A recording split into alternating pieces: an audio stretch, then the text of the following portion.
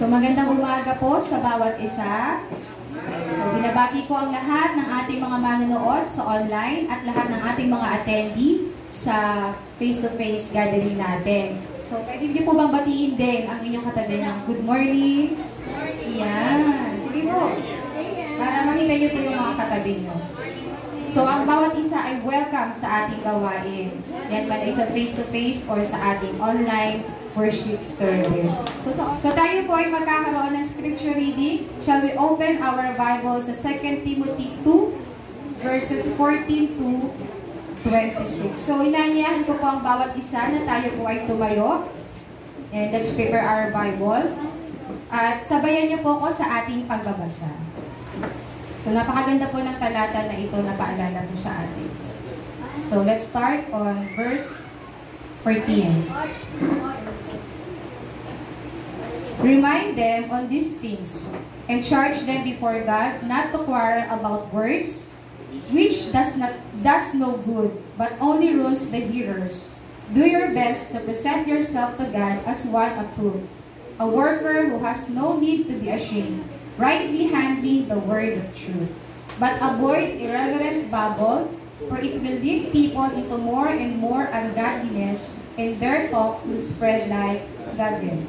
Among them are the Hymenaeus and Philetus, who have swerved from the truth, saying that the resurrection has already happened. They are upsetting the faith of some. But God's firm foundation stands. Bearing this seal, the Lord knows those who are His, and let everyone who names the name of the Lord depart from iniquity. Now, in a great house there are not only vessels of gold and silver, but also of wood and clay, some for honorable use, some for dishonorable. Therefore, if anyone cleanses himself from what is dishonorable, he will be a vessel for honorable use, set apart as holy, useful to the master of the house, ready for every good work.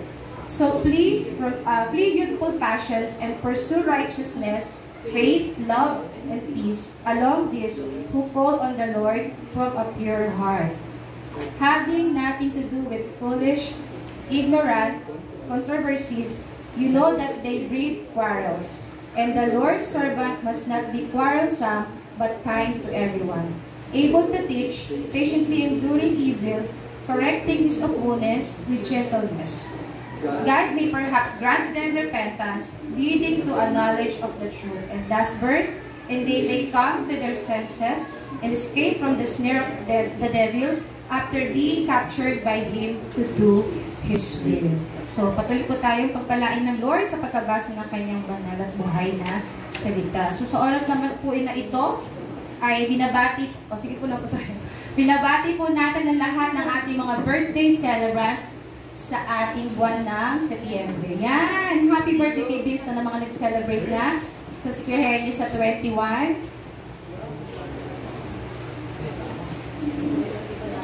At lahat po ng hindi pa nabate sa birthday, kung meron may mga magbe-birthday dito at magsi-celebrate yan. So, nag-celebrate na si Ezekiel, si Justin, si Jazel, mabasa yung name niya, dito sa Pia Alcantara. At magsi-celebrate pa lang ang mga taga-Nagcarlan kids yan, sila John and Mark. Happy birthday! Yan, and the rest na magsi-celebrate pa. So, happy birthday to everyone. So, darako po tayo sa ating mga announcement. Paalala ko lang po, huwag po natin kalimutan, napakaganda ng ating board sa likod. Diyan po natin pwede makita yung mga announcement natin. Ganun din po sa ating online services. Lagi po tayong umantabay sa ating mga gawain. Sa gayon tayo po ay lagi updated sa lahat ng ating church activity.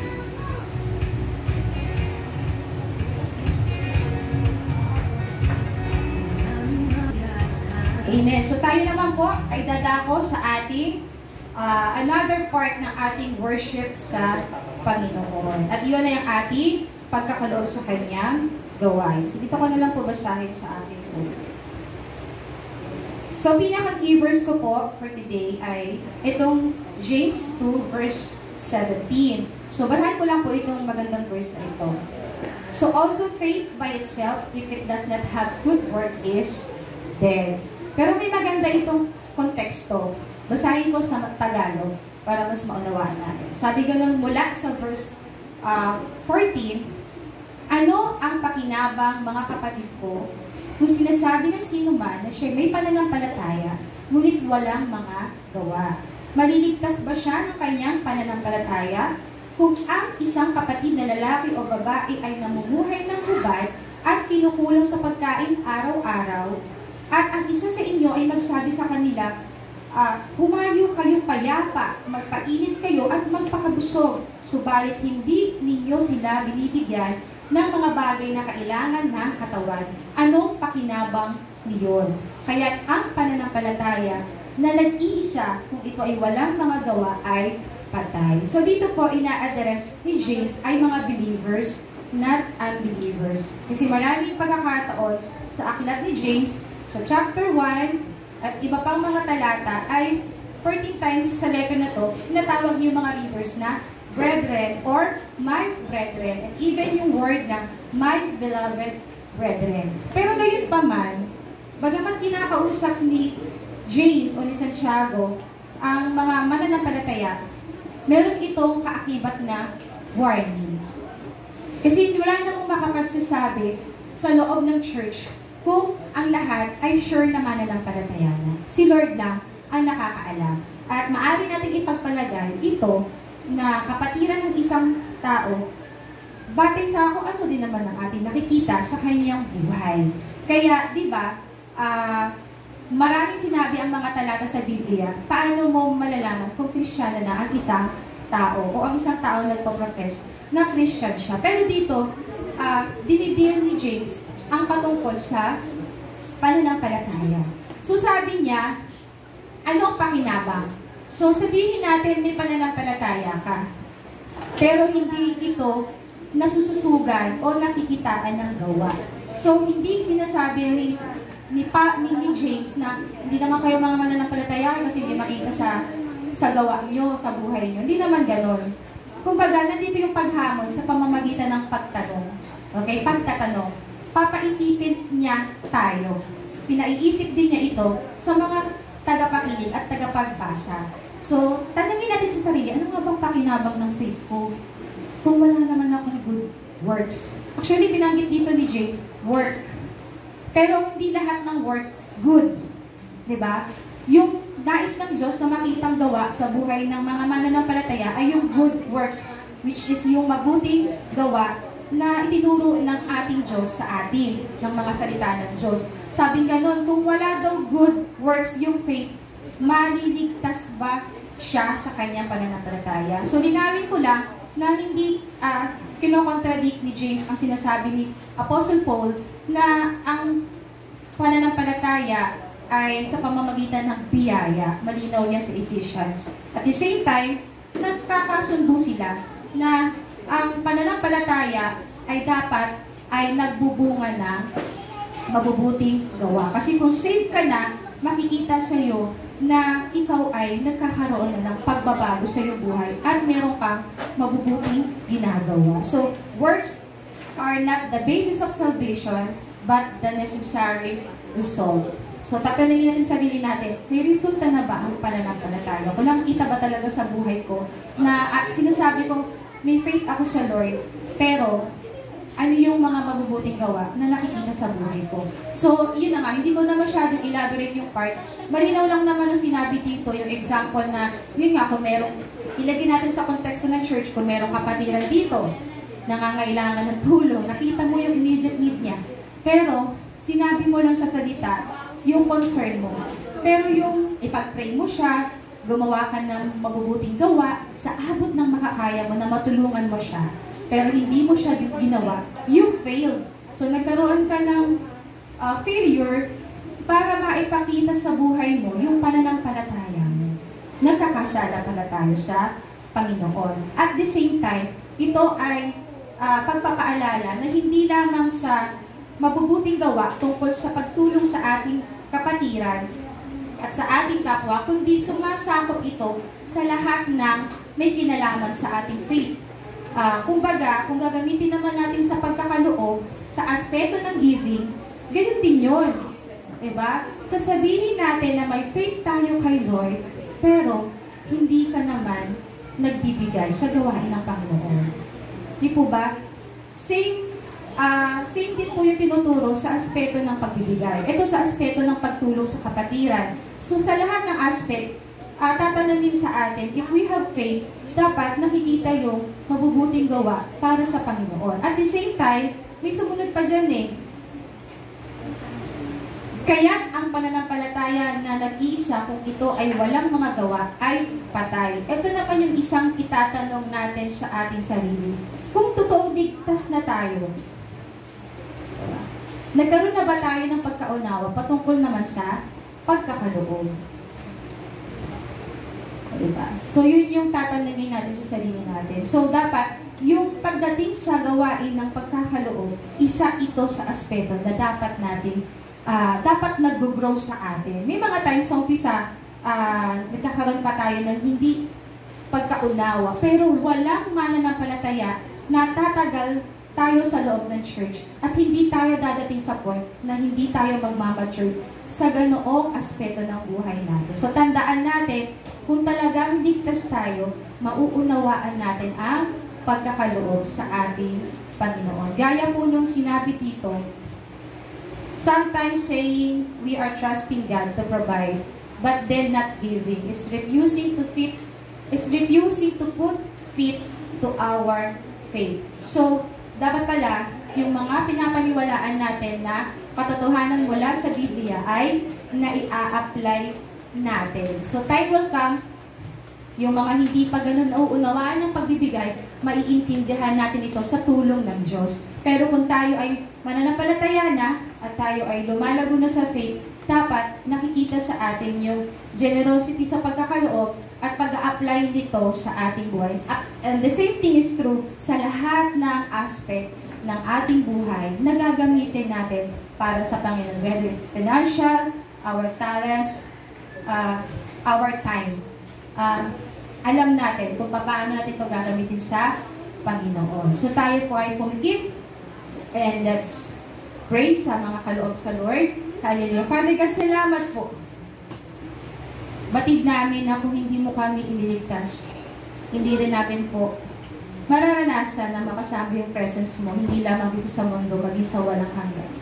Kaya Lord, we are praying na patuloy mo po kaming tulungan, na bigyan mo po kami ng lubos na kaunawaan, na sa lahat ng bagay na pinagkatiwala mo sa amin, hindi lamang itong pinansyal, even itong buhay na meron kami, ay lubos po namin gamitin sa pagpupuri at pagsamba sa inyo. Salamat, Panginoon, sa kaligtasan na ibinigay mo. Salamat sa kagalakan na maaari namin maranasan sa panahon na kami nagkakaloob sa iyo, sa lahat ng bagay. And we thank you, O God, dahil, Lord, meron kaming pribilehiyo na ang aming ihahandog sa iyo ay tatanggapin mo. Kaya po, tulungan mo po kami, Lord, na yung privilege na yun, maibigay po namin sa iyo ng buo. At tunay din, Lord, na andun yung galak, andun yung excitement, and even andun, Lord, yung paghahanda sa lahat po ng panahon na maaari mo kaming gamitin sa lahat ng aspect ng aming buhay. And we pray na lahat po na mag-handle ng finances na ito na aming malilibong ay tunay na gamitin mo, O Diyos, ng lubos para sa pagpapalawak ng iyong kaharian. Lord, for maintaining this church, and even, Lord, sa lahat po ng aspeto rin ng iglesyang ito, ay magkaroon po ng sapat na provision sa lahat po ng iyong gawain upang ito ay magpatuloy. Salamat, Panginoon. Titiwala na po namin ang lahat ng mga pinagkaloob ng mga kapatid namin. Patuloy na kayo na po magpala sa inyong mga anak na matapat na nagkakaloob.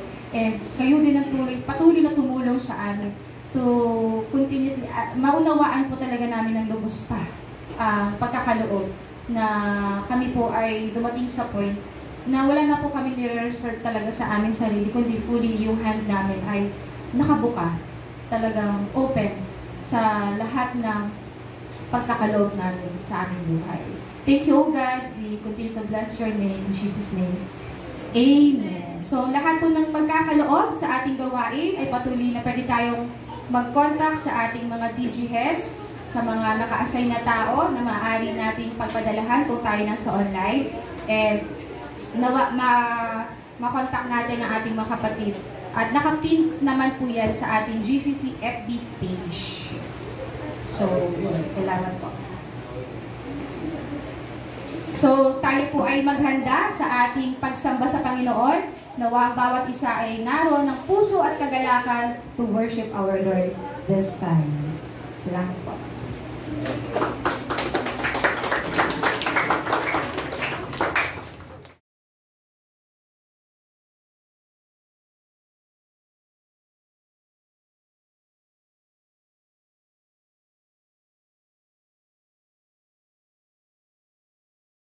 Yan. So, handa na po ba tayong magpuri sa ating Panginoon ngayong umaga? Amen.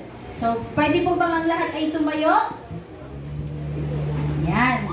Ihanda po natin ang ating mga sarili sa ating pagpupuri ngayong araw sa ating Panginoon. So, basahin po lamang po ito sa Ephesians verse 1, Ephesians verse 1 verses 7 to 8. Sabi po dito, in Him we have redemption through His blood, the forgiveness of our trespasses, according to the riches of His grace, which He lavished upon us in all wisdom and insight. So, napaka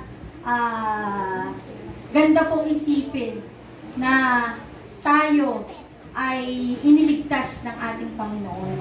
And knowing na tayo ay, sabi nga, we have been redeemed by the precious blood of our Lord Jesus Christ.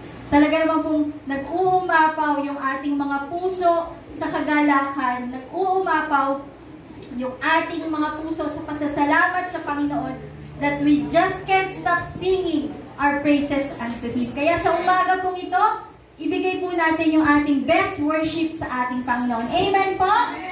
Amen. Sige po, awitin po natin ito.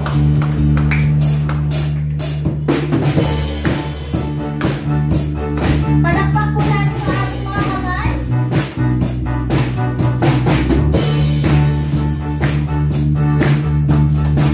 Sabay-sabay po natin awitin. Praise Thee, always be more than enough, more than enough. The power of Jesus Christ in me.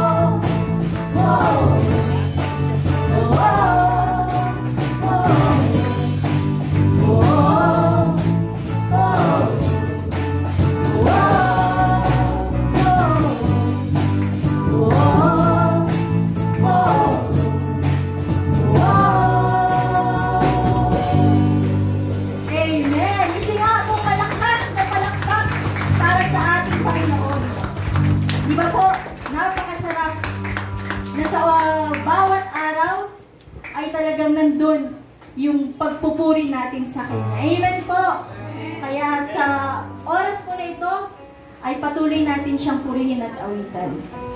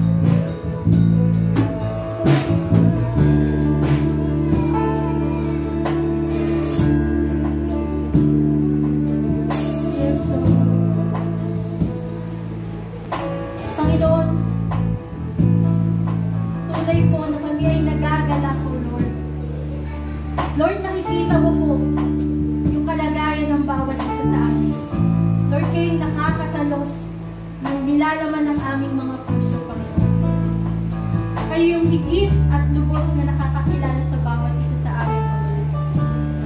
Kaya Panginoon, humihingi po kami ng kapatawaran ngayong umagang ito, O Lord.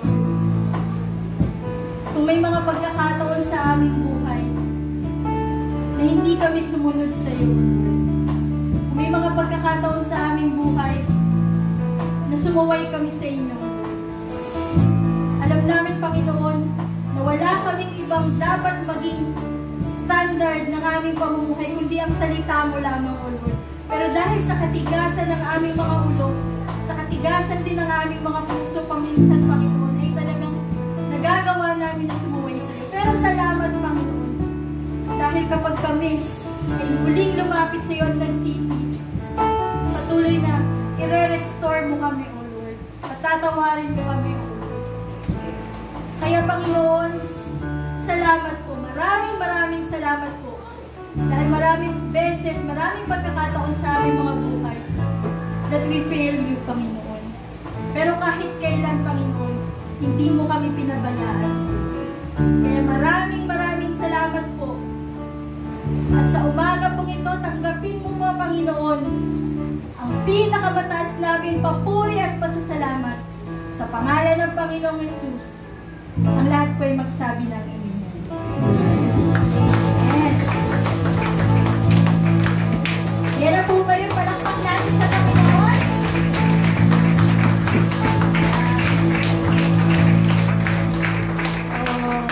Samahan niyo po ako as we have our Bible reading ngayong umaga po na ito. Sa Nehemiah chapter 13, verses 23 to 31. So, tigagalawa po tayo and then dun sa last verse ay sabay-sabay po nating babasahin. Ako po muna. So, sabi po dito, in those days also I saw the Jews who had married women of Ashdod, Ammon, and Moab, and half of their children spoke the language of Ashdod, and they could not speak the language of Judah, but only the language of each people. And I confronted them and cursed them, and beat some of them, and pulled out their hair. And I made them take an oath in the name of God, saying, You shall not give your daughters to their sons, or take your daughters for your sons or yourselves. Did not Solomon, king of Israel, see an account of such women? Among the many nations there was no king like him, and he was beloved by his God, and God made him king over all Israel. Nevertheless, foreign women made even him to sleep. Shall we then listen to you and do all this great evil and act treacherously against our God by marrying foreign women? And one of the sons of Jehoiada, the son of Eliashib, the high priest, was the son-in-law of Sanballat, the Horonite. Therefore, I chased him from me. Remember them, O my God, because they have desecrated the priesthood and the covenant of the priesthood and the Levites. Thus I cleansed them from everything foreign, and I established the duties of the priests and Levites, each in his work. Sabay-sabay po tayo. And I provided for the wood offering at appointed times and for the first fruits. Remember me, O my God, for good. Blessed be the reading of God's Word. Pwede na po tayong maupo. At ihanda po natin ang ating sarili sa pakikinig ng salita ng Diyos.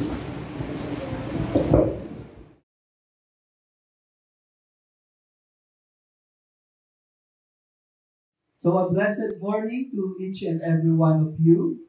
Nawa ay patuloy ng biyaya ng Panginoon ay sumaatin.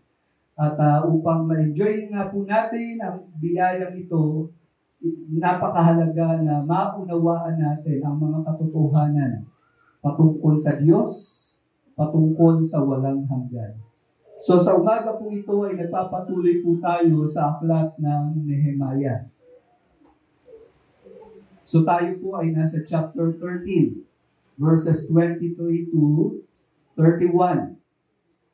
Kung mapapansin niyo po, ito na po yung huling mga talata sa ating aklat na pinag-aaralan. At dito po sa mga talatang ito ay pag-uusapan po natin yung pagbabago na ginawa ni Nehemiah sa bayan ng Diyos, no? So sa mga Israelites. At dito po makikita natin yung reformation. So matapos i-build ni Nehemiah yung wall sa tulong at sa cooperation ng mga Israelita, di po ba isinaayos niya yung mga tao. Sila ay una nagsaayos ng kanilang relasyon sa Diyos, and then ang sumunod, sinaayos nila ang kanilang mga palatuntunan at patakaran, particularly sa templo, no, yung kanilang pagsamba sa Diyos. At dito po sa pag-aaral natin ngayon, as an overview, makikita po natin yung threat to Jewish heritage, no, verses 23 to 27. At ito po ay may layunin na wasakin ang pagdating ng Panginoong Jesus. No, actually, merong threat na huwag matuloy yung pagdating ni Jesus Christ. So, paano nangyari yun? Tignan po natin sa mga talata. Ang pangalawa, merong threat to Jewish priesthood. No? So, yung palatuntunan na pamamaraan ng Diyos upang lumapit sa Kanya, yung mga tao na ginagamit ng Diyos bilang tagapamagitan, mayroong posibilidad na mawala sa pagkakataon nito. So, ito po, ang aim nito is to destroy Christianity. No, yung Christian faith, pwedeng mag-disintegrate, pwedeng masira kung magtatagumpay ang kaaway. So, tignan po natin yung mga pangyayaring ito. So, sa unang bahagi, tignan po natin yung threat to Jewish heritage. Verse 23 to 27. Paano nangyari yun? Sa unang mga pangyayari, pinakita dito yung violation. Sabi ganun sa verse 23, in those days, also I saw the Jews who had married women of Ashdod, Ammon, and Moab. So makikita natin dito na yung mga Israelita nagpatuloy yung kanilang pag-aasawa at pakikipagkasundo sa ibang lahi. Ito pong pangyayaring ito ay hindi na bago, sapagkat ito ay pinigilan na sa panahon ni Zerubbabel. At sabi nga po sa Ezra chapter 9 verse 1 and 2, sabi gano'n, the officials approached me and said, no, nilapitan si Ezra, the people of Israel and the priests and the Levites have not separated themselves from the peoples of the lands with their abominations. So, hindi lang sila nag-asawa, kundi pati yung pawaan ng pagsamba, ginaya nila. At hindi lang yung, pati yung sinamba nila, hindi yung totoong Diyos. Kaya ito ay naging abomination. At dito po, kanino galing yung abomination na activities na yun? Sabi gano'n, sila yung na-influensyahan ng ibang lahi. At kasama dito, sabi gano'n, from the Ammonites, the Moabites. No? Marami pang binanggit na lahi na talagang inadapt ng mga Israelita yung kanilang kultura, and at the same time, inadapt din yung kanilang mga Diyos-Diyosan. No? Kaya ito hindi naging katanggap-tanggap sa harapan ng Panginoon. And then sabi pa sa verse 2, for they have taken some of their daughters to be wives for themselves and for their sons. No? Andun yung marriage. At sa marriage, alam naman po natin, no? Pag ikaw ay ikinasal, may possibility na yung paniniwala niya, yung practice niya, yung kultura niya, gawin mo din. At ang Israelita, imbis na maging matatag sa pananampalataya, sila ay naakit sa mga gawain na kasalanan. Anong epekto nito? Sabing ganon, so that the holy race has mixed itself with the peoples of the lands. Pansinin niyo, ang tawag sa lahi ng mga Israelita ay holy race. Kaya lang ano nangyari sa holy race? It was mixed na haluan. At sabi pa, in this faithlessness, the hand of the officials and chief men has been foremost. At ito nga po yung malungkot. Yung mga pinuno mismo ng mga Israelita ang siyang nangunguna sa paggawa ng mga bagay na yun. So, kita natin dito yung activity na hindi katanggap-tanggap sa Diyos, nagpapatuloy hanggang sa panahon ni Nehemiah. At ito po anong epekto dito, sabi sa verse 24, and half of their children spoke the language of Ashdod. Ibang lahi na ang talagang nakaka-impluensya. At sabi pa nga kung ganun, and they could not speak the language of Judah, but only the language of each people. Yung mga kabataan, pansinin nyo, hindi na nila alam yung kanilang pinanggalingang lengguwahe. Sa atin po ngayon, alam pa ba natin yung wikang Pilipino? Minsan po may mga Pilipino nag-abroad. 3 taon pa lang sa abroad, hindi na makapagsalita ng Tagalog. Pag-uwi dito, pa-English na. Gaano ba kahalaga ang language sa isang bayan at dito sa bayan ng mga Israelita? Sa Genesis chapter 14 verse 13, tingnan natin, no? Sa unang yugto ng mga pangyayari ng mga Israelita. Sabi ganon, then one who had escaped came and told Abram, the Hebrew. Kita natin dito na si Abraham ay kinilala na Hebrew. No, kumbaga yung lengguwahe nila, ito ay tumatayo o nagpapakilala ng kanilang identity. Sa Genesis 40 verse 15, si Joseph the dreamer nagsasabi, for I was indeed stolen out of the land of the Hebrews. And even yung kanilang bayan ay tinawag na land of Hebrews. And then sa Acts chapter 6 verse 1, now in these days when the disciples were increasing in number, a complaint by the Hellenists arose against the Hebrews. So dito, nung panahon ng bagong tipan, ng mga apostol, merong Hellenist. Ang Hellenist po ay Greek culture. Ito po ang kultura ng mga tao na na-influensyahan ni Alexander the Great. By history, alam natin yan. At ng Hellenist o yung Greek culture ay ito ay napalaganap niya. At nung panahon na to ng Roman Empire, still, ang mga tao ay nasa kultura ng Hellenist. Pero ang mga Hudyo po, they maintained yung kanilang identity as Hebrews. So makikita natin dito na ang pagiging Hebreo, nakakabit dyan yung kanilang lengguwahe. At ano yung threat sa mga talatang ito sa panahon ni Nehemiah?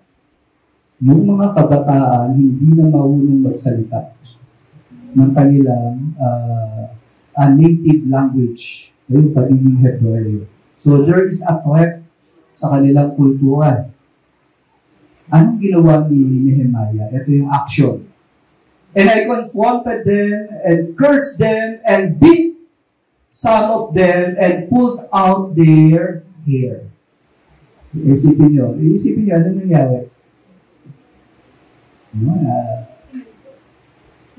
Curse.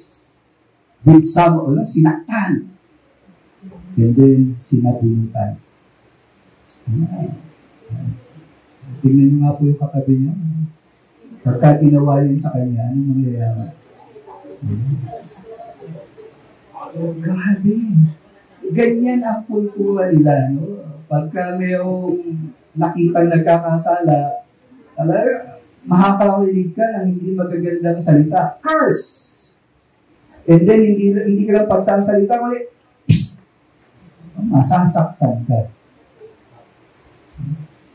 At hindi lang yun, sasabunutan ka. Si Nehemiah, ganyan ang ginawa. Pag di ka pa nagising niya. Yung kultura ng pananakit sa taong guilty, ginagawa talaga nila yan. At si Nehemiah, ganito ang ginawa niya dun sa mga naging masuwayin. At isa pa, hindi lang sinaktan yung mga taong nagkasala, sabi pa dito sa talata, and I made them take an oath in the name of God.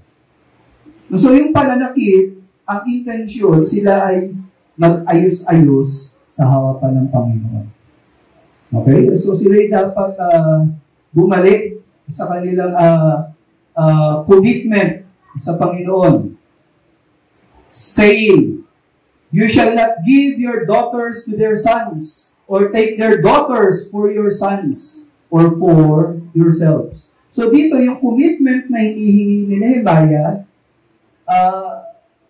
yung kanilang asawa, o yung binabalak nilang pag-aasawa ng foreigner, hindi na dapat nila gawin. No, maybe dahil sa hirap ng ekonomiya, no, napilitan silang mag-asawa ng ibang lahi kasi baka pag nag-asawa ng ibang lahi, gumanda ang kanilang buhay. No, matugunan yung pinansyal na pangangailangan. May ganong kaisipan eh. Sa panahon mo ba natin, nangyayari yan? Na yung Christian faith, binabaliwala natin. Kasi ang iniisip natin, yung ikabubuti ng, halimbawa, anak mo. No? Maski na unbeliever, yung naniligaw, pero dahil mayaman, mabait, no? Hindi naman gumagawa ng masama sa kapwa, o anak, pwede na yan. Yung Christian yung anak mo. O kaya ikaw, nililigawan ka ng unbeliever. Tama ba yun? Na yung Christian faith, hahayaan mo na lang na maglaho para guminhawa ang buhay. Tama ba yun? So, ganoon po yung sitwasyon.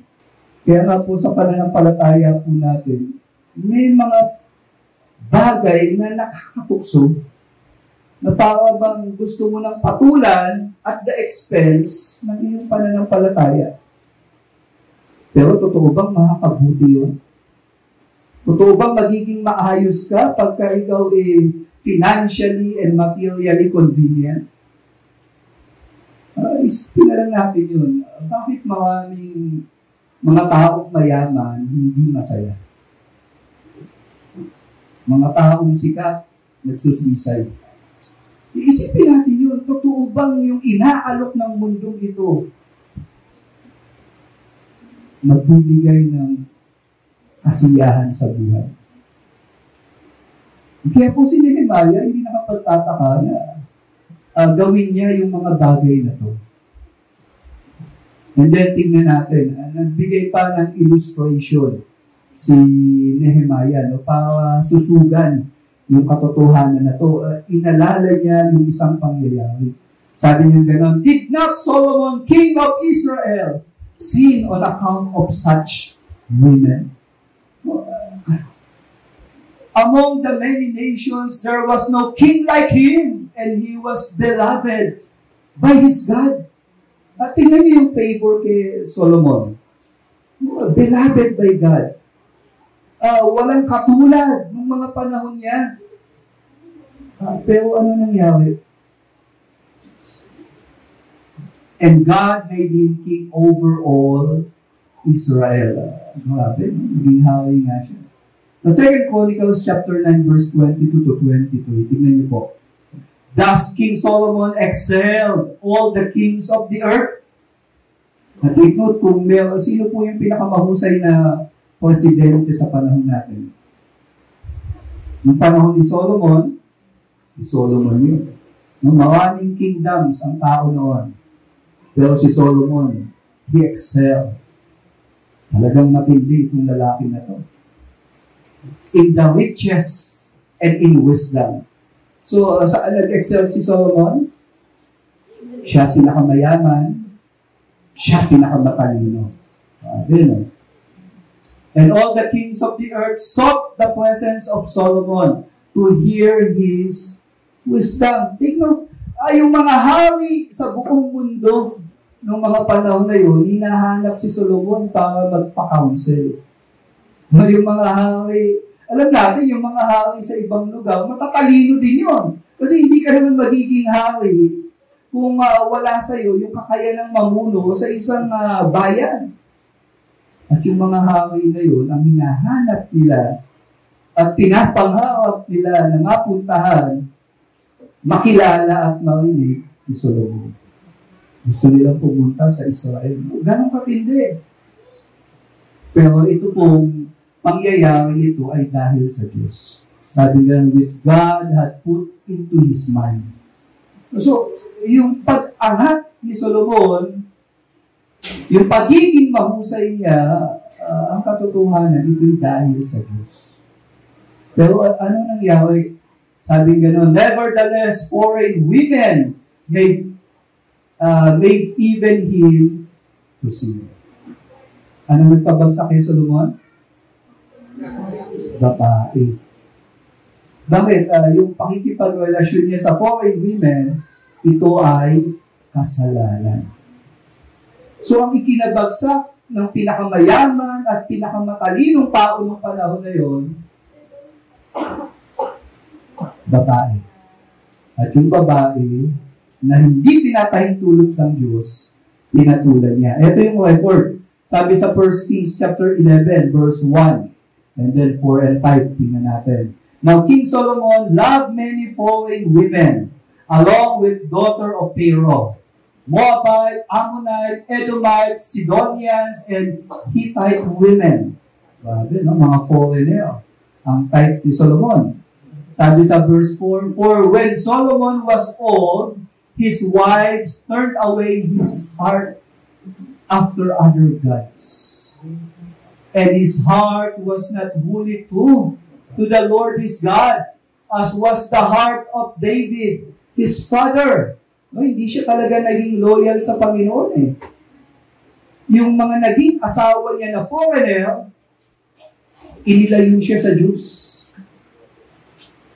For Solomon went after Ashtoreth, the goddess of Sidonians, and after Milcom, the abomination of the Ammonites. Pansin po natin dito, matalino naman si Solomon. Pero dumating yung time, ang sinasamba niya, hindi yung totoong Diyos. Sinamba niya yung Ashtoreth, yung god ng Sidonians. Sinamba niya yung Milcom, yan po yung Diyos ng Ammonites. Matalino naman siya. Kaya nga mga kapatid, hindi guarantee na matalino ka at alam mo yung maraming bagay para ikaw ay maging matatag at maayos ang buhay. The moment na ikaw ay lumalabag sa kalooban ng Diyos, ikababagsak mo yan. At pwedeng malayo ka sa totoong pananampalataya. Kaya po dito, binigay ni Nehemiah yung illustration na ito. Si Solomon na talino, ang yaman, pero bumagsak pa rin. Now, tignan natin yung hamon, yung question na binigay dito ni Nehemiah. Shall we then listen to you and do all this great evil and act treacherously against our God by marrying foreign women? So, ganito yung hamon ni Nehemiah dun sa mga lumalabag sa patakaran ng pag-aasawa ng ibang lahi. Gagayahin ba natin yung ginagawa nila? Gagayahin ba namin kayo? Sabi ni Nehemiah sa mga matitigas sa ulo. Sa 2 Corinthians chapter 6, verse 14, 16 and 17, yung katotohanan na yan, nakita rin ng apostol. Tignan niyo yung sabi niya. Do not be unequally yoked with unbelievers. So, yung yoke, yan po ay ginagamit sa dalawang baka na nagsasaka. No, para magsabay sila sa paglakad, matapos nila ng mabilis yung gawain sa field, sa sakahan, mayroong yoke. No, nilalagay po yan sa likuan ng mga animal. At yung yoke na yan, hindi pwede maghiwalay yung dalawang baka na yon. No, magkasama sila. So, maski pagod na yung isa, hatake ng isa yun. No, so, nagtutulungan sila. Yoke. No, matibay na pangalan yan upang magsama ang dalawang nagtatrabaho. Pero dito, bilin ni Apostle Paul? Do not be unequally yoked. Kanino? Ano sabi dito ni Paul sa Christian? Sa unbeliever. Yan ang paalala. Sabi pa ni Paul, what fellowship has light with darkness? And then sabi sa verse 16, what agreement has the temple of God with idols? For we are the temple of the living God. And God said, I will make my dwelling among them and walk among them. So, ang church, yung mga dumadalo dyan, sila ay pinananahanan ng Holy Spirit. So, the moment na mananampalataya, nakisalamuha, nakisama, at higit sa lahat, nakipagkasundo, nagpakasal sa unbeliever, then pinaghahalo yung liwanag at kadiliman. The moment na gawin ito ng mananampalataya, iniimbita ng mananampalataya yung isang maduming tao na maging bahagi ng kanyang buhay. So, ganun yung paalala. At sabi pang gano'n, sa mananampalataya, I will be their God, and they shall be my people. So take note, ang ganda ng privilege bilang mananampalataya. Yung bang sabihan ka na ang Diyos mo, yung totoong Diyos, at ikaw ay bahagi ng bayan ng Diyos. Aba, hindi lahat naging bahagi ng bayan ng Diyos. Pero ang mananampalataya kay Kristo, sila ay itinuturing na kabilang sa bayan ng Diyos. Ang ganda ng privilege. At alam natin, may eternal life. Kaya nga, ito yung sabi, therefore go out from their midst and be separate from them. Then I will welcome you. So, may possibility na itong nagpo-compromise naman na ng palataya, hindi niya mawanasan yung full benefit ng kingdom of God. Kasi sumusuway siya. Kasi nakikisama siya. Nagtatrabaho siya na ang kasama yung hindi mananampalataya. Nilalayo siya sa Diyos. Okay, so yun po yung punto. Nilalayo ka sa Panginoon. Pero nagpapatuloy ka pa rin. Ano sabi? Be separated. Hiwalayan mo na yan. Grabe.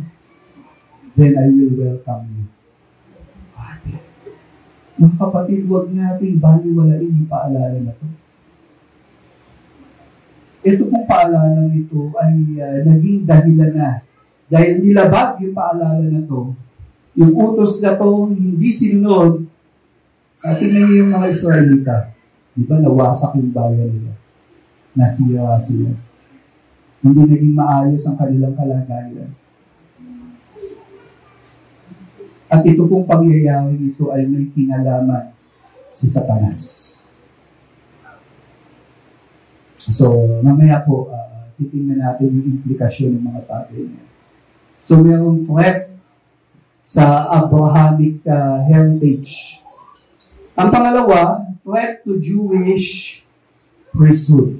Verse 28 to 31. Ito yung violation. And one of the sons of Jehoiada. Si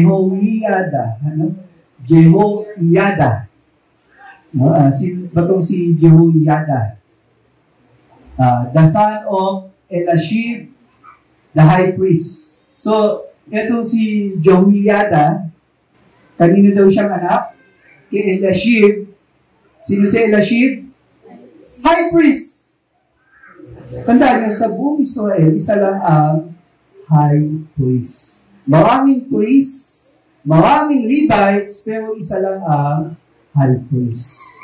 At ang high priest, Ito lang yung pumapasok sa kabanal-banalang templo upang makipagniig sa Diyos at i-represent ang buong bayan. Yun ang trabaho ng high priest. At itong si Eliashib, may anak.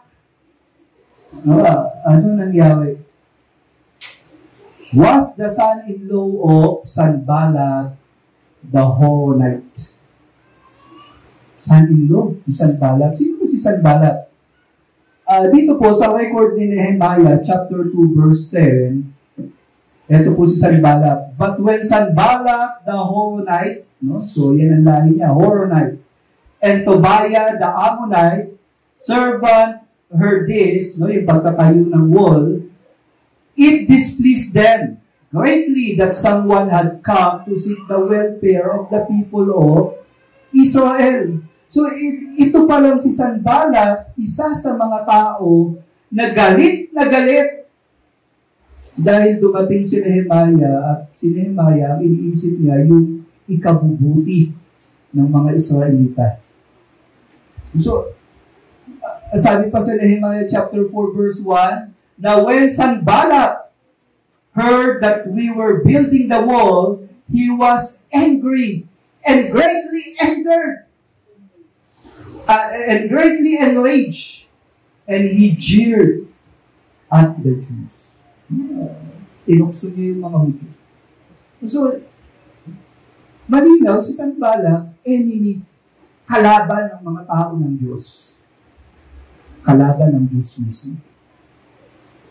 Pero anong ginawa nitong high priest? Yung high priest dapat siya yung pangunahing kakampi ng mga tao ng Diyos. Anong ginawa nitong si Eliashib? Yung anak niya, ipinakasal dun sa anak ni Sanballat. So nagkaroon ng mixed marriage. Kaya tingnan po natin yung retribution na ginawa ni Nehemiah dito sa tao ito. Therefore, I chased him from me. At dito si Nehemiah, I chased him. No, inabol niya talaga, hinablot niya talaga, sinabunutan niya talaga, sinakay niya talaga. Ginawa niya yun. Nanggigigil siya sa galit. Pero alam niyo, abang ginagawa niya yun, sabi niya gano'n, nagpe-pray siya. Remember them, oh my God, because they have deserted the priesthood. Take note, galit si Nehemiah, pero nananalangin. Kaya niyo bang magalit na nananalangin? Ibig sabihin, ito yung nagagalit ka, pero mayroong control. Hindi ito galit na out of control. Kasi yung galit niya, mayroong pag-awag sa Panginoon. At yung galit niya, yung expression ng galit niya, inaantay niya pa rin yung gagawin ng Panginoon para dun sa mga tao. Amen? So, pwede kang magalit, pero huwag kang magkakasala. Ang dahilan, remember them, oh my God, because they have desecrated the priesthood and the covenant of the priesthood and the Levites. So dito, nanalangin si Nehemiah, at pangalawa, alam niya yung ikinagagalit niya. Nasa threat yung priesthood at yung Levitical line. Mukhang nasisira dahil sa mga pag-aasawa ng mga foreigner. At yung role ng priest parang nasisira. Sa Malachi chapter 2 verse 7 to 9, paalala ko lang po, ano yung role ng priest? Sabi ganun, for the lips of a priest should guard knowledge, for he is the messenger of the Lord of hosts. So, kung ang tao gustong malaman at matutunan ang patungkol sa Diyos, kanino sila dapat lumapit nung panahon na yon? Sa mga priest. Kaya can you imagine kung yung priesthood hindi na maayos? Sino magpapakilala sa Diyos? Ito nga po, sabi ni Malachi nung mga panahon na yan, pinagsasabihan niya yung mga priests, no? Si Malachi ay prophet. Pinagsasabihan niya yung mga priest, sabi niya, but you have turned aside from the way. You have caused many to stumble. So dahil sa pinagagagawa ng priest, na hindi ka lugod-lugod sa Panginoon, yung mga tao, mga mamamayan nila, ginagaya sila. At parang ayaw na rin maging loyal sa Panginoon. Sabi pang ganun, you have corrupted the covenant of Levi, says the Lord of hosts. Yung covenant, take note, mayroong covenant, may pakikipagkasundo. Yung mga Levites sa Panginoon, isang pakikipagkasundo na hindi dapat mabali, hindi dapat maputol. Kaya nga po dito sabi sa verse 9, and so I make you despised and abased before all the people, inasmuch as you do not keep my ways.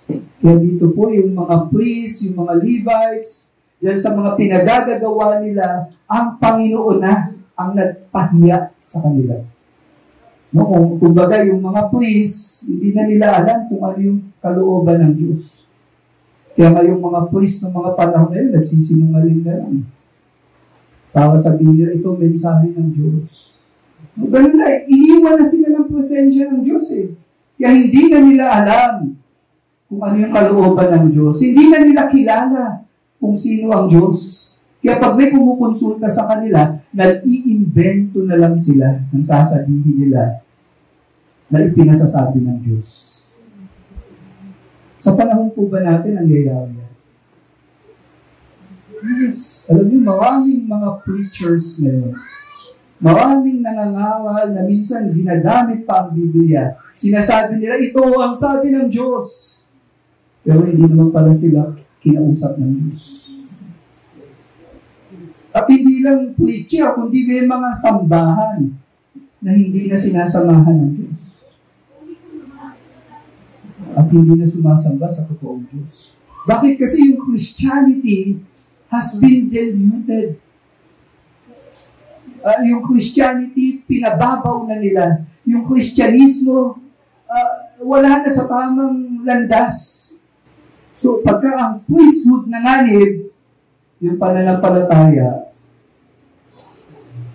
pwedeng hindi maging tama. So, anong action?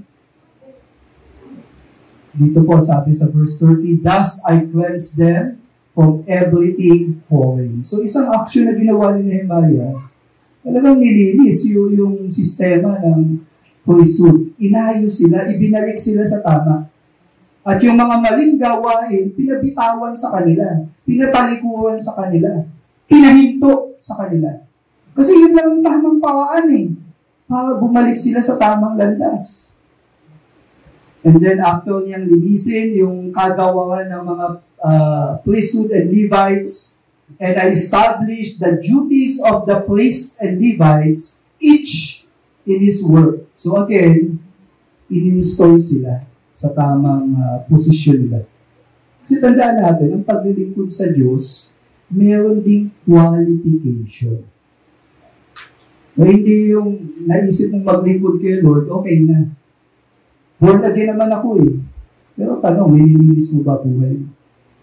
Inaayos mo ba yung buhay mo? Are you living na sinisikap mong huwag mag-compromise?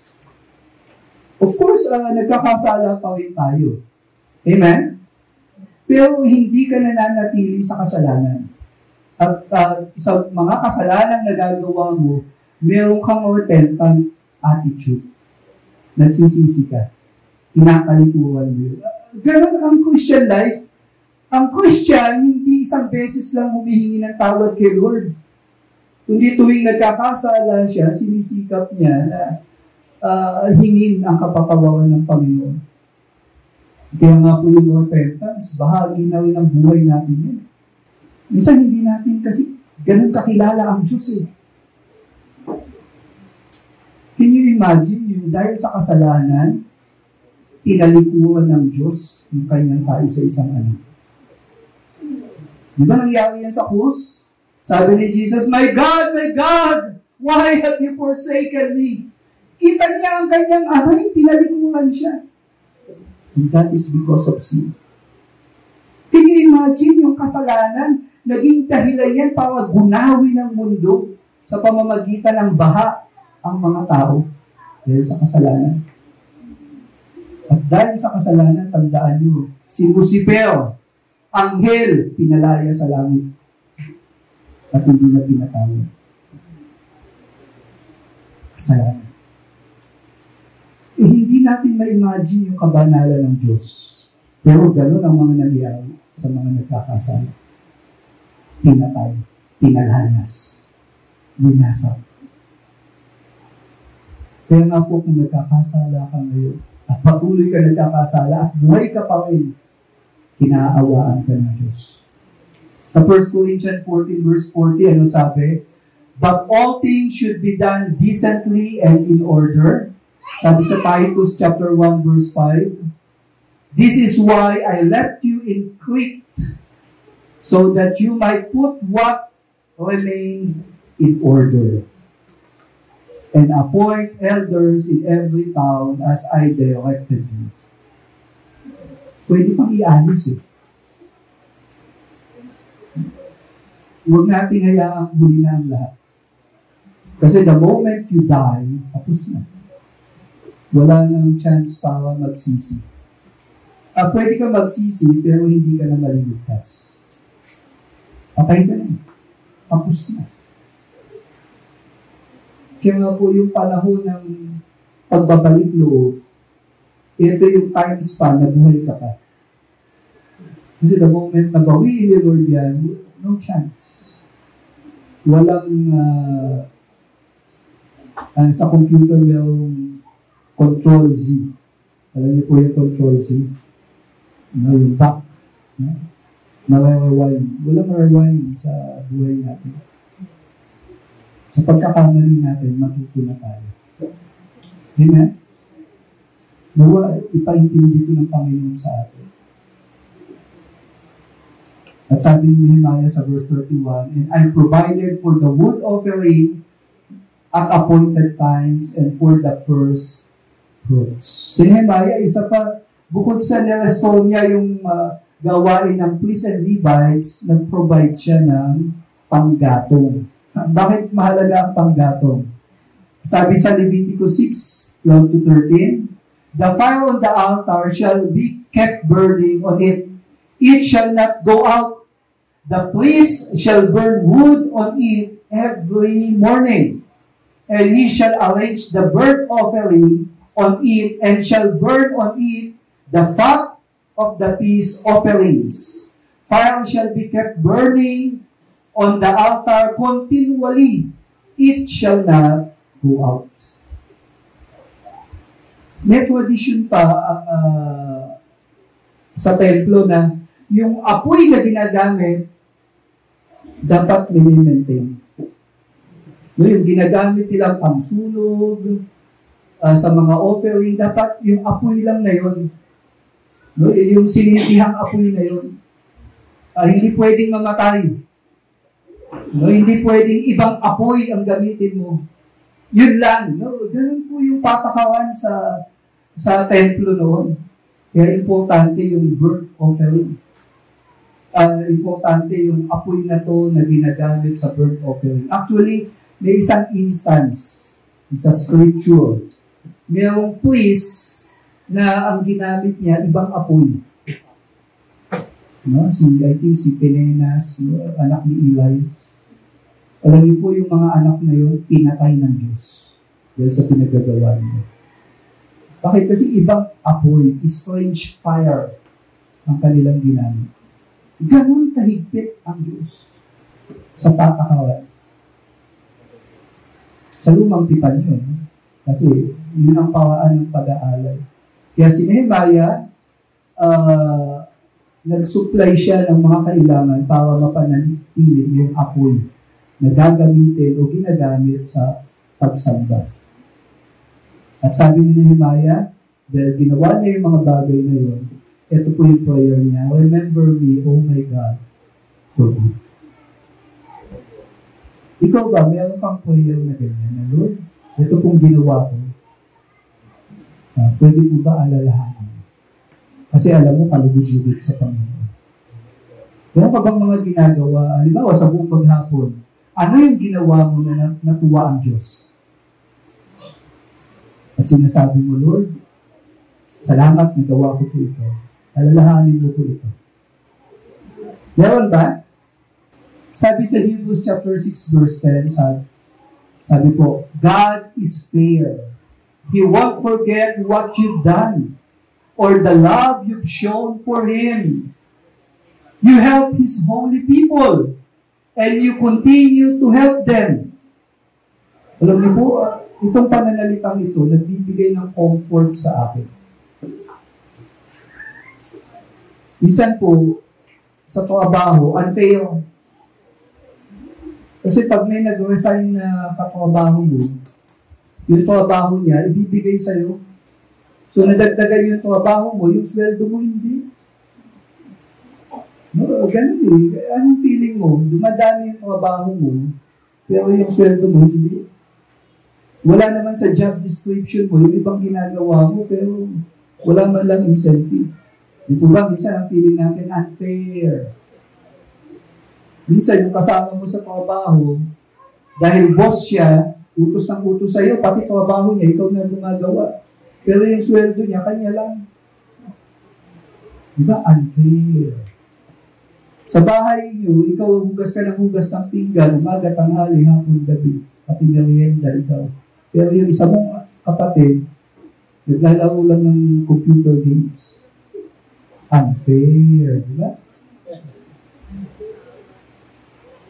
Yung asawang babae, luto, laba, ano pa, linis dito, pero wala kang sweldo. Tinitipid ka ng asawa mo. May pangangailangan ka, hindi ibinibigay. Ano sabi ng asawang babae? Unfair. Pag yung anak niya, konting iyak, talagang regalo agad, video rito. Pero ikaw, asawa ka. Parang sinasabi ng asawang lalaki, magdusa ka. Pinakasalan mo ko eh. Unfair. Di ba? Eto, kapatid, buti na lang kay Lord. God is not unfair. Amen? Pwede po bang palakpakan natin ang Panginoon? Lahat ng ginagawa natin para sa Kanya, ultimo yung pinakamaliit na bagay. Dahil natuwa ang Panginoon, kakalalahanin. Matthew 25, 34-35 and 40, sabi gano'n, Then the king will say to those on his right, Come, you are blessed by my Father. Inherit the kingdom prepared for you from the foundation of the world. Take note, the kingdom ang ibinigay sa kanila. Bakit? For I was hungry, I was thirsty, I was in prison, and you gave me. At ano sabi sa verse 40? And the king will answer them, Truly I say to you, as you did it to one of the least of these my brothers, you did it to me. Bago. Hindi yung reward, yung ginagawa natin para sa mga kapatid ni Jesus. Sino yung kapatid ni Jesus? Yan po yung mga believers. Itinuring tayo na Jesus is not ashamed to call yung mga Christian na kanyang brothers. So dito yung king, sa talatang ito, yung king si Jesus. At yung nangailangan, mga mananampalataya, this is in view ng persecution na magaganap sa mga apostol. No, they will be in prison, thirsty, hungry, and yet yung ibang Christians, kakalingain sila, aalagaan sila, bibisitahin sila. Ano sabi ni Jesus? Dahil ginawa mo yan to the least of my brethren, you did it to me. Kay Jesus mo pala ginagawa yun. Yung mga masipag na naglilingkod, minsan sa kahinaan nila, nandun ka para tumulong, para sumuporta. Ano sabi ni Jesus? You did it to me. Wow. Kaya po, may mga pagkakataon, Kapag born again, ang humihingi ng tulong. Alam mo, kung may maitutulong ako, I will not hesitate eh. Bakit? Kasi yung gagawin kong tulong sa Kanya, ginawa ko na rin para sa aking Panginoon. Hello? Kaya nga po kapatid, hindi kalilimutan ni Jesus lahat ng ginagawa natin. Maski yung sakripisyo na ginagawa mo para sa mga mananampalataya. Napakaganda na. Minsan sa unbeliever, talagang all out ang tulong mo eh. Lalo na kamag-anak. Hindi ko sinasabing baliwalain, okay? Importante pa rin yun. Pero alam niyo po, kung merong aalalahanin sa langit, yung ginawa mo para sa kapwa mo mananampalataya. Ganun. Kaya nga, ito minsan ang tanong, anong ginagawa mo sa mga kapwa mo mananampalataya? All out ka din ba? Remember me, yun ang prayer ni Nehemiah. So, sa summary, tandaan natin, mayroong threat to Jewish heritage. Ano nangyari? Children does not speak their native language.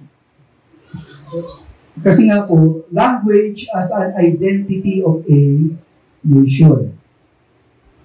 Pag hindi sila natuto, ano mangyayari? Disintegration of Abrahamic seed. Maglalaho yung lahi ng mga Israelita. Anong pangako ni God? Di ba, sa lahi ni Abraham, darating ang tagapagligtas, darating yung magiging blessing sa lahat ng bansa. Kung maglalaho yung Israelites, paano dadating yung Mesias? Kaya nga po ito ay destruction of the Christ. Pwedeng hindi dumating yung Kristo pag nasira yun. Yung pangyayari po yan, nakita sa Book of Revelation, chapter 12, 1-5. Tingnan niyo po dito, yung woman, clothed with the sun. And then, ano yung nasa ulo niya?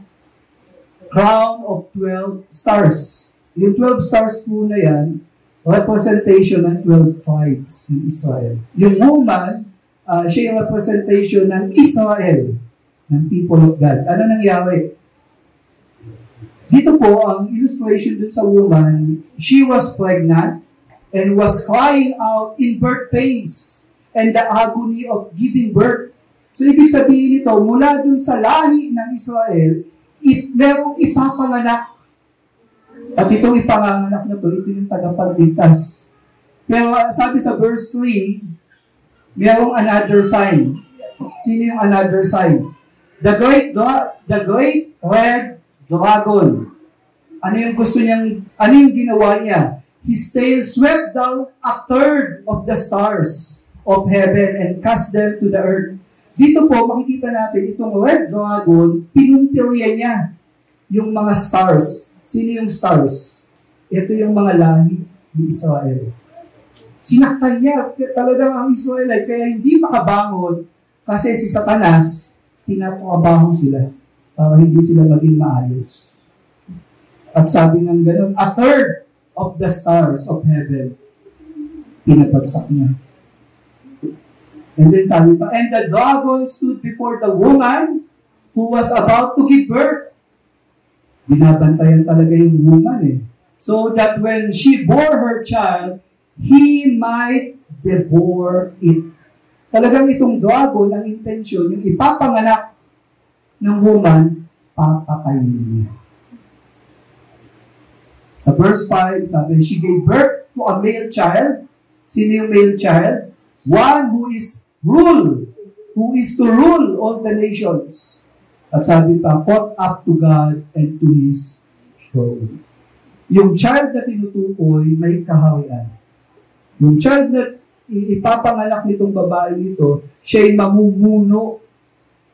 So yung child na tinutukoy dito, si Jesus Christ. Nagtagumpay ba yung dragon? Napatay niya ba si Jesus? Yes, napatay niya. Pero yung kamatayan ni Jesus, naging susi para sa kaligtasan ng mga mananampalataya. Amen? So, grabe yung plano ng Panginoon. Pero naipanganak itong little child na ito. Dumating a child was born, a son was given. Anong pangalan niya? Emmanuel. Ano ibig sabihin ng Emmanuel? God with us. Amen? Grabe, nagtagumpay yun. Kasi preserve ng Diyos ang bayan ng Israel. Pero at this time, muntik na mag-disintegrate. Kaya si Nehemiah po, ang laki ng ginawa niyang tulong dito. Mag-preserve ang Israelites. Then there was a threat to Jewish priesthood. The high priest affiliated with the enemy. Di po ba? Yung high priest sa panahon ni Nehemiah, nakipag-affiliate kanino? Sa mga enemy. At tandaan natin, priesthood ay mediator to God. Sa sistema ng pananampalataya, hindi ka pwedeng lumapit sa Diyos kung walang priest. Old Testament po ito, gano'n ang sistema. So, desecration of priesthood. Anong epekto nito? Deception of true Christianity. So, pag hindi totoo, hindi tama, o hindi yung talagang tinawag ng Diyos ang namumuno, pwedeng masira yung pananampalataya. Kaya nga po, as an application, so kung merong threat to Jewish heritage, merong destruction of the Christ, ito po pwede natin gawin. Proclaim who the Christ is. Pakilala natin yung totoong Kristo na ipinakilala ng Bible. O hindi yung Kristong may hawak na manok. Na iba yun. Be bold in sharing the gospel. Huwag mo na ikahiya. Kung yung homosexual nga, ang tapang naglaladlad. Ikaw pa, Kristiyano, magladlad ka na rin. Kasi mas tama yun. Amen? Dati po ang bata, pag tinitigan mo, yumuyo ko Ngayon po ang bata, pag tinitigan mo, nakikipagtitigan pa sa'yo. Kaya po, sa pananampalataya natin, huwag tayong yuyuko. Paalam natin, ay ma-Christian, hindi ako talaga a-attend pag dyan sa activity natin ng Sunday. Sasamba ako kay Lord Amen? Pag may bisita ka sa bahay, alam mo, huwag kang masanay ng Sunday. Gusto mo sama ka sa akin. Kasi Christian ako Anak ako ng Diyos, sasamba ako. Kasama ng mga kapatid ko. Amen? Kasi gusto mo sumunod kay Lord. Bulutin mo yung balbas ng mga taong ayaw sumunod kay Lord. Sa bulutan. Pero huwag kang bibigay sa kanila. Biro lang yun baka mamaya may nakipag-away dito, mapawangay pa kayo. Biro lang yun. I mean, be bold sa ating faith. So sa Jewish priesthood, tandaan natin, mayroong threat at ito ay deception on true worship. Promote true Christianity. Be faithful and useful for Christ in the church. Nawang makita natin ang pinaka-meaningful na buhay sa mundong ito, yun kung nagamit ka ng Panginoon. Amen? Baka kung sino-sino nang gumagamit sa'yo. Sa trabaho mo, nagpapaalipin ka, sa boss mo, magkano lang naman sweldo mo, nauubos din. Binabawat ka pa, pero kung makasunod ka, talagang a-absent ka pa ng Sunday. Barkada mo na pumus nangihingi pa nga sa'yo. Yung pinagbibigyan mo sila, pero yung discipleship, ayaw mo magbigay ng time. At isipin natin. Let us be useful to God. Sabihin niyo nga po sa katabi niyo, pag ayaw sumunod, sa punutan. Hindi. Gentle naman tayo. Be gentle. Reformation. Pag hindi po natin binago yung sarili natin, manuligaw tayo ng landas. Mayroong threat sa Christianity. Even nowadays, na may mga ginagawa ang mundo ito para ang Kristyanismo buhayin sa mundo. Meron pong video akong napakinggan. Ang Arab nation daw po, ito na yung magiging next Europe. Kasi ang nayaman nila Tingnan nyo yung Saudi, tingnan nyo yung mga Arab nation ngayon. Sila yung mauunlad Kaya lang anong faith meron sila? Islam. At ang Islam, sila yung pumapatay para sa faith nila. At ang Christianismo, pwedeng manganib. Huwag na natin antayin na maging mahigpit ang labanan. Habang may panahon pa, kumilos ka na para magpakatapad, magpalakas. At influensyahan mo yung mga tao sa paligid para makilala nila yung totoong pananampalataya. Amen? Pwede po bang tuloy tayo?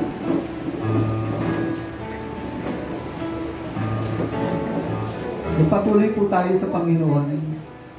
I believe kinakausap kayo ng Panginoon ngayon. The Holy Spirit, malayang kumikilos. Just bow down your head, close your eyes, and then alamin niyo po, huwag kayong lalabas sa lugar na to. Huwag kayong pumayag na lalabas kayo sa lugar na to na hindi niyo alam kung ano yung pinagagawa ng Panginoon sa inyo.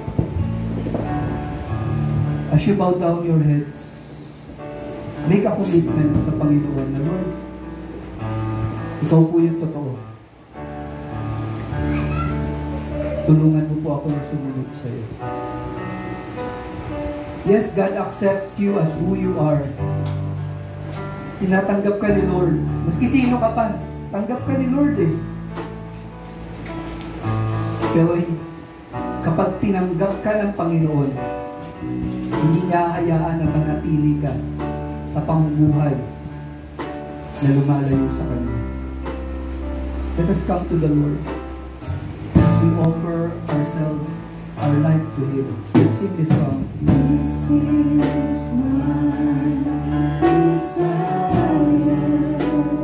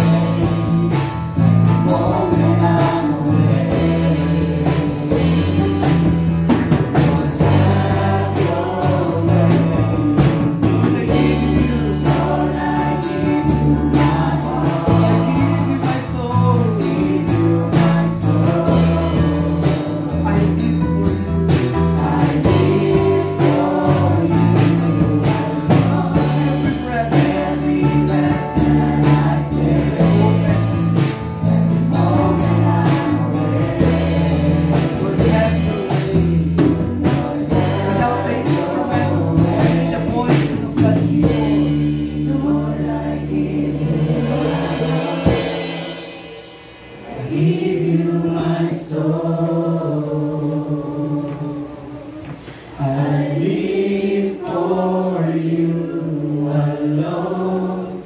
Every breath that I take, every moment I'm awake. Lord, have your only the congregation, Lord, I give you. Lord, I give you my heart. I give you my soul. Come on, just worship. I live for you alone. Every breath that I take, every moment I'm awake. Once again, only the congregation with the keyboard. Lord, I give you my heart. I give you my soul. I live for you alone. Every breath that I take, every moment I'm awake.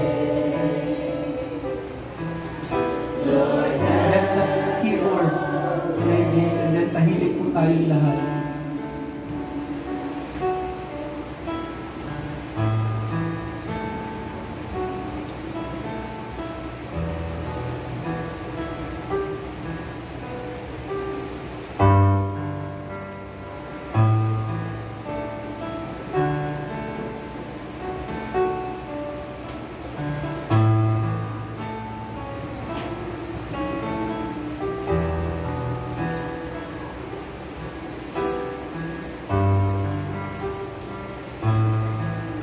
Lahat po ng mga singers natin, sing the song, Lord, I give you.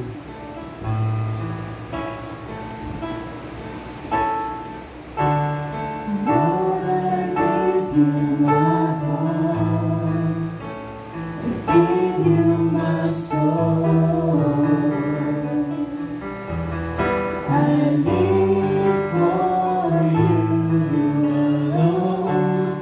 Every breath that I take, every moment I'm awake. Lord, have your way. Once again, singers.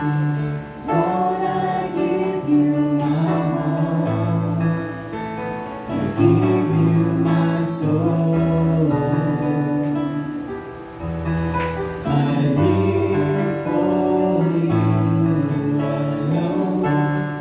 Every breath that I take, every moment I'm awake. Lord, have kayo naman po kasama yung congregation. Let's sing. Lord, I give you my heart. I give you my soul. I live for you alone. Every breath that I take, every moment I'm awake. Lord, have your way. Lord, I give you. Lord, I give you my heart.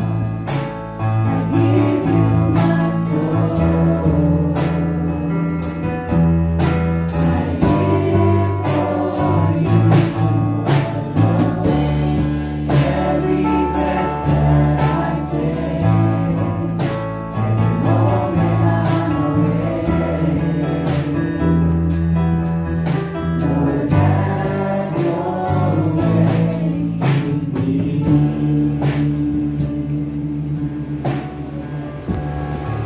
Yes, Lord.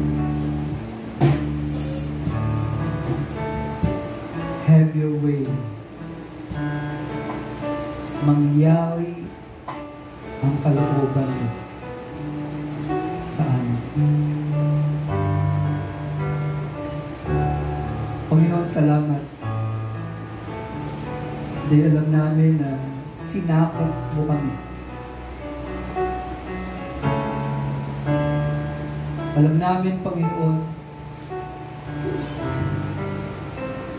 kung hindi ka kumilos, kung hindi dumating ang Kristo, kung hindi napanatili ang pananampalataya ng Kristyanismo, wala kami sa tamang direksyon. Kabilang kami sa mga taong walang pag-asa. Kabilang kami sa mga tao na patungo sa kapahamakan. Ngunit nag-iba ang kwento ng buhay namin dahil kumilos ka. Panginoon, sa kabila ng aming kahinaan, yung iba sa amin naging rebelde sa iyo, nagmatigas pa sa iyo, and yet hindi mo kami sinukuan. Binigyan mo kami ng buhay upang magpakilala ka sa amin.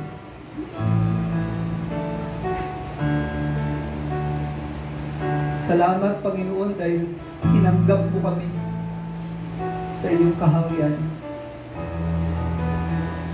Salamat, Panginoon, dahil tinubos mo kami sa pamamagitan ng kamatayan ng iyong anak. Salamat, Panginoon, dahil pinatunayan mo ang tagumpay sa kasalanan. Dahil ang Panginoong Yesus hindi siya nanatiling patay, nabuhay siya ulit. At kami, batid namin yung pananampalataya namin totoo. Yung mga pangako mo na inaasahan namin mangyayari. Dahil ang Kristo hindi nanatiling patay, nagtagumpay sa kamatayan.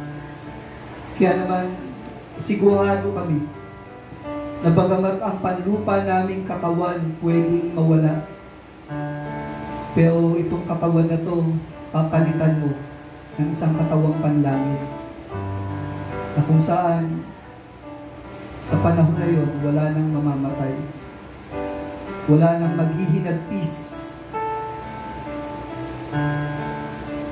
dahil magpasawalang hanggan, ikaw na yung kapiling namin. Panginoon, inaantay namin yung pagyayari na yun.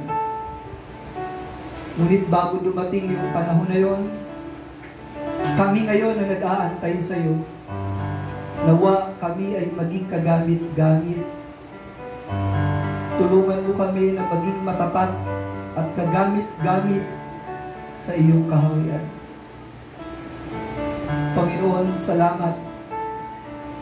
Salamat po sa kahabagan mo sa amin. Salamat sa biyaya ng kaligtasan. Mga kapatid, bago tayo maghiwa-hiwalay sa lugar na to, I would like to declare yung blessing ng Panginoon. Yes, come on, just raise your hand as an expression. Sumusuko tayo sa Panginoon at wala tayong ibang inaasahan kundi siya. Even yung mga nasa online natin, I would like to declare this. Sa ating Diyos na makapangyarihan sa lahat, sa ating Diyos na naging mahabagin at ang biyaya niya ay sagana upang tayo ng mga makasalanan at rebelde ay iligtas niya. Sa ating Diyos na nagsugo sa kanyang anak upang tubusin tayo sa ating mga kasalanan. At ang Panginoong Yesus, matapos niya tayong tubusin sa kasalanan, siya'y nabuhay na muli, umakyat sa langit, at sinugo ang banal na Espiritu. Nawa ang banal na Espiritu na siyang kaulayaw natin. At alam natin, nariyan ang Ama at ang Anak. Nawa ang biyaya at pagpapala niya ay sumainyo. May the Lord bless you and keep you, and may His face shine to each and every one of you. In the name of the Father, of the Son, and of the Holy Spirit, everybody says and agree. Bilang iglesia, ano po ang mission natin? Our mission is to glorify God. Paano? By proclaiming the gospel. Hanggang kailan? The whole measure of the fullness of Christ. Hanggang dumating si Jesus, ipapahayag natin ang mabuting balita. Amen? Marami pa pong tao na nangangailangan ng mensahe ng kaligtasan. Ano po slogan natin? Sabihin niyo sa katabi niyo. Sharing Christ, changing lives. So magandang umaga po at pagpalain po tayo ng ating Panginoon. So for a brief